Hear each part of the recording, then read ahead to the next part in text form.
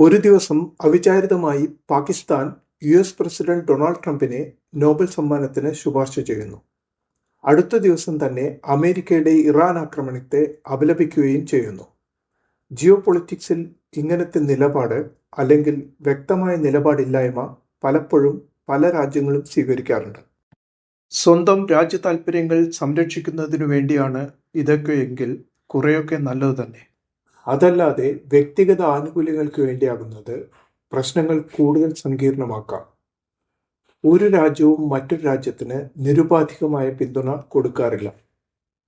തങ്ങൾക്ക് കിട്ടിയ ഉപകാരത്തിന് പ്രത്യുപകാരമായിട്ടോ അല്ലെങ്കിൽ വ്യാപാര താൽപ്പര്യങ്ങൾക്കായോ മറ്റോ ചിലപ്പോൾ കൂടെ നിന്നെന്ന് വരാം.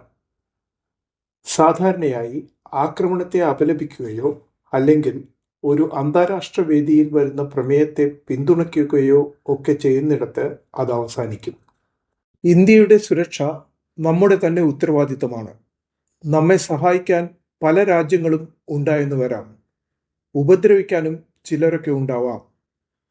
ഇന്ത്യയെ മറ്റൊരു രാജ്യവും ആക്രമിക്കാതിരിക്കാനും അഥവാ ആരെങ്കിലും ആക്രമിക്കുകയാണെങ്കിൽ പ്രതിരോധിക്കാനും ശക്തമായി തിരിച്ചടിക്കാനുമുള്ള കരുത്ത് നാം തന്നെ ആർജിക്കേണ്ടിയിരിക്കുന്നു.